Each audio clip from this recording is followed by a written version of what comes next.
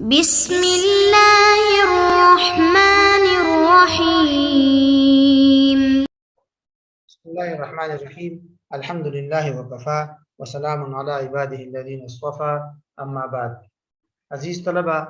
فقہی قواعد کے دروس کا سلسلہ ہمارا جاری ہے، اور آج کی اس نشست کے اندر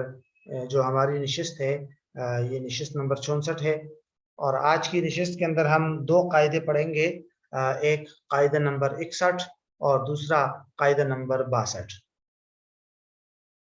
قاعدہ نمبر 61 کے الفاظ یوں ہے کہ اذا تعذر اعمال الکلام یہمل، جب کلام کو عمل دینا یا بامعنی قرار دینا ممکن نہ رہے، مشکل ہو جائے، تو ایسی صورت میں اسے محمل قرار دیا جائے گا۔ لفظ کے معنی مراد لینا، کوئی بھی معنی مراد لینا ممکن نہ ہو تو پھر ایسی صورت میں اس کو محمل قرار دیا جائے گا اور لغو قرار دیا جائے گا اس کلام کو۔ یہ جو قاعدہ ہے یہ اس طرح کی تعبیر کے اندر بھی آپ کو ملے گا کہ اذا لم يمكن اعمال الکلام اہمل، اور اس طرح اذا اختل اللفظ اہمل، دونوں کے تقریباً یہی مفہوم ہے جو اصل قاعدہ کا ہے۔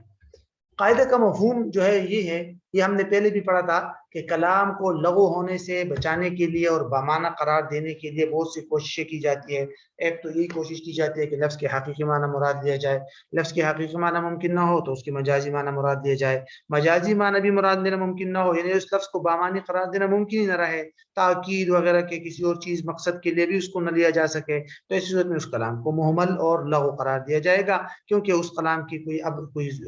مطلب ہی نہیں بنتا، تو اس صورت میں اس کلام کو لغو قرار دیا جائے گا، اس پر کسی قسم کا کوئی شرعی حکم مرتب نہیں ہوگا اور وہ غیر مفید کلام ہوگا۔ تعذر یعنی اعمال کلام کا متعذر ہونے کی کئی صورتیں ہو سکتی ہے، عقلاً ممکن نہ رہے لفظ کے حقیقی اور مجازی معنی، اسی طرح شرعاً ممکن نہ رہے، یا جو بھی صورت ہو، لیکن اگر اس کا کسی بھی اعتبار سے وہ ممکن نہ رہے تو پھر اس کو چھوڑ دیا جائے گا۔ مثال کے طور پر تفریعات کے تحت جو ہے اس کی یہ مثالیں یوں آ سکتی ہے کہ ایک شخص جو ہے دوسرے کے خلاف دعویٰ کر دے کہ بھئی اس فلاں شخص کا، کہ اس آدمی نے میرا یا فلاں شخص کا ہاتھ کاٹا ہے، حالانکہ جب دیکھا جائے تو ہاتھ اس کا بالکل ٹھیک ٹھاک موجود ہو، تو اس صورت میں اس لفظ، یہ اس کو تعذر حسی کہتے ہیں، اس صورت میں اس لفظ کے نہ حقیقی معنی مراد ہے نہ مجازی، تو اس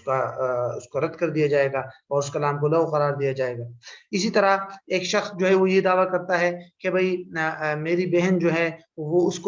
کو میرے والد کے ترکے میں میرے حصے کے برابر حصہ ملا ہے، یہ دعویٰ کرتا ہے، تو یہ بھی لغو ہے، کیونکہ یہ تو تعذر شرعی ہے، شریعت نے تو بچی کو نصف حصہ دیا ہے، یعنی کہ آدھا حصہ دیا ہے مرد کے مقابلے میں، تو یہ بھی ایک تعذری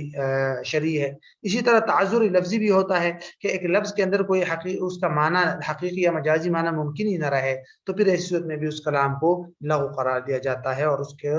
کوئی ایک بھی معنی مراد لینا ممکن نہ ہو تو اس کو لغو قرار دیا جائے گا۔ تو بہرحال یہ اس قاعدے کی مختصر سی وضاحت تھی۔ اب ہم قاعدہ نمبر 62 دیکھتے ہیں۔ قاعدہ نمبر 62 کے الفاظ آپ کے سامنے ہیں، وہ یوں ہے کہ ذکر بعض ما لا يتجزأ كذکر کلہ، جس چیز کے اجزاء الگ نہ ہو سکے اس کے بعض اجزاء کا تذکرہ کرنا اس طرح ہے جس طرح کے مکمل چیز کو ذکر کر دیا۔ ذکر بعض ما، کسی چیز کے بعض حصے کو ذکر کر دینا، ایسی چیز کے بعض حصے کو ذکر کر دینا، لا يتجزا، جو چیز ٹکڑے نہیں ہو سکتی، الگ الگ اس کے اجزاء نہیں ہو سکتے، تو اس کے اگر کچھ حصے اور کچھ پارٹ کا بھی تذکرہ کر دیا تو وہ ایسا ہے جیسے کہ اس کا مکمل تذکرہ کر دیا۔ یہ تو اس قاعدے کا ترجمہ ہے۔ اب ہم ذرا مختلف عنوانات کے تحت اس قاعدے کی تشریح دیکھتے ہیں۔ دیگر تعبیرات میں یہ 3 تعبیرات آپ کو ملیں گی اس قاعدے کے حوالے سے کہ ما لا يتجزأ فوجود بعضه كوجود كله، کہ جو چیز متجزی نہ ہو سکے، ٹکڑے نہ ہو سکے، اس کے بعض حصے کا وجود ایسا ہے جیسے کہ وہ مکمل طور پر موجود ہے۔ اسی طرح ما لا يقبل التبعیض فاختیار بعضه كاختیار كله، جو چیز تبعیض اور بعض ٹکڑوں میں تقسیم نہ ہو سکے اس کے بعض چیز کو قبول کرنا ایسا ہے جیسے کہ اس کو مکمل طور پہ قبول کر لیا۔ اور ما لا يتجزأ فذکر بعضه كذکر كله، تقریباً ایک ہی مفہوم ہے سب کا۔ قاعدے کا مفہوم ہم دیکھ لیتے ہیں۔ قاعدے کا مفہوم یہ ہے، یہ بات ہم پیچھے پڑھ چکے ہیں کہ لفظ کو محمل اور لغو ہونے سے بچایا جائے گا، تو یہ بھی اس کی ایک کوشش ہے کہ اس قاعدے کے اندر اسی کی کوشش کا تذکرہ کیا گیا ہے۔ وہ یہ ہے کہ کچھ اشیاء ایسی ہوتی ہے کہ جو احکام کے اعتبار سے ٹکڑے ہونے کو قبول نہیں کرتی، یعنی اگر اس پر کوئی شرعی حکم لگتا ہے تو مکمل چیز پہ لگتا ہے، اس کے کسی ایک حصے یا بعض یا جز پر نہیں لگتا، اور وہ ٹکڑے ہونے کو یا احکام کے اندر وہ اجزاء میں تقسیم ہونے کو قبول نہیں کرتی۔ تو اس طرح کی اشیاء کا حکم یہ ہے کہ اگر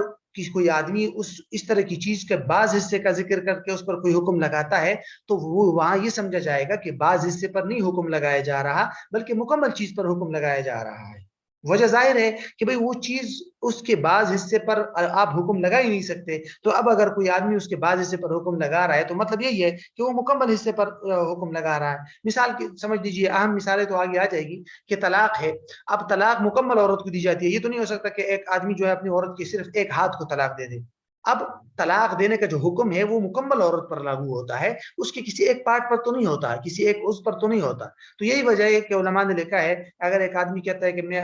یہ کہتا ہے کہ اپنی بیوی کی سر کو طلاق دیتا ہے تو پھر وہ مکمل عورت کو طلاق ہو جائے گی۔ کیوں؟ کیونکہ بعض اس چیز کو ذکر کر دینا کل چیز کے ذکر کرنے کی طرح ہے، یہ یہاں پر طلاق لاگو ہونے کے اعتبار سے یہ ٹکڑے ہونے کو قبول نہیں کرتی یہ چیز۔ بہرحال لیکن یہاں ایک چھوٹی سی بات ذہن میں رکھنا ضروری ہے کہ اس کے بعض حصے کو ذکر کرنے کا مطلب یہ نہیں ہے کہ کسی بھی بعض حصے کو ذکر کر دیا تو وہ کل کے حکم میں ہوگا، بلکہ اس بعض حصے سے مراد وہ حصہ ہے جو علی وجہ شیوع ہو، علی وجہ تعین نہ ہو، یعنی مثلا پرسنٹیج ذکر کر دے کہ بھئی اس آپ کے نصف کو طلاق، آپ کے ثلث کو طلاق، آپ کے ربع کو طلاق، اس طرح پرسنٹیج ذکر کر دے کوئی حصہ جو علی وجہ شیوع ہو، یا اس طرح ذکر کر دے کہ جس چیز کو عرف کے اندر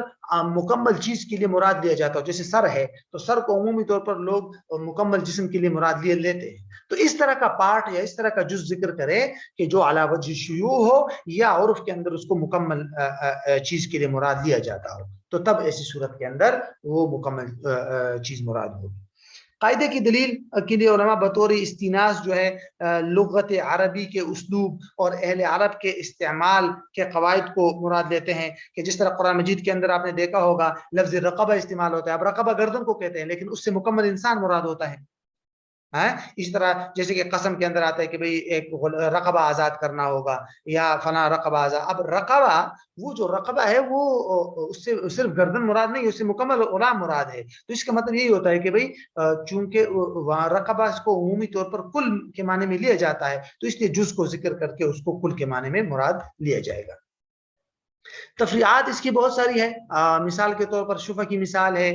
کہ ایک آدمی جو ہے، شفع ایسی چیز ہے جو تجزی کو قبول نہیں کرتا، مثلا ایک آدمی اپنی کوئی چیز فروخت کر رہا ہے، آپ اس پر شفع کر رہے ہیں تو آپ یہ نہیں کہہ سکتے کہ آپ کہیں کہ بھئی میں آدھے حصے پر شفع کرتا ہوں اور آدھے پر چھوڑ رہا ہوں، نہیں، شفع کریں گے تو جو چیز وہ بیچ رہا ہے مکمل آپ نے خریدنی ہوگی، اور نہیں خریدنا تو مکمل نہ خریدے۔ تو ایسی صورت میں اگر وہ بعض حصے پر شفع چھوڑتا ہے تو ہم یہ سمجھیں گے کہ وہ مکمل حصے پر شفع چھوڑ رہا ہے۔ کیوں؟ شفع تجزی ہونے کو قبول نہیں کرتا، شفع ٹکڑے ہونے کو قبول نہیں کرتا، تو بعض کو چھوڑنا کل کے چھوڑنے کی طرح ہو جائے گا۔ اسی طرح طلاق کی مثال ابھی میں نے آپ کو دے دی کہ اگر ایک آدمی اپنی بیوی کو کہتا ہے کہ میں تیرے نصف بدن کو طلاق دیتا ہوں، یا تیرے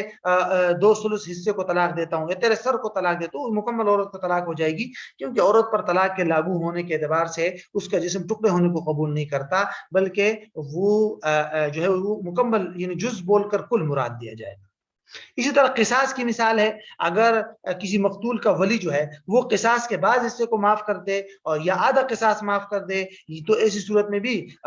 مکمل قصاص معاف ہو جائے گا۔ مثال کے طور پر مقتول کے ورثاء کہتے ہیں قاتل کو کہ ہم آپ کو قصاص معاف کرتے ہیں لیکن آدھا قصاص معاف کرتے ہیں، آدھا نہیں کرتے، تو قصاص تو ٹکڑے ہونے کو قبول ہی نہیں کرتا، قصاص تو سامنے والوں کو قتل کرنے کا نام ہے، تو قصاص جب ٹکڑے ہونے کو قبول نہیں کرتا تو اگر وہ آدھے قصاص کو بھی معاف کرے گا تو مکمل قصاص جو ہے وہ معاف ہو جائے گا، کیونکہ جو چیزیں تجزی یا ٹکڑے ہونے کو قبول نہیں کرتی اگر اس کے بعض حصے پر آپ کوئی حکم لگائیں گے تو ایسے سمجھا جائے گا کہ آپ اس کے مکمل حصے پر حکم لگا رہے ہیں۔ تو یہ قاعدہ نمبر 62 کی کچھ وضاحت کی کہ ذکر بعض ما لا يتجزأ كذکر کلہ۔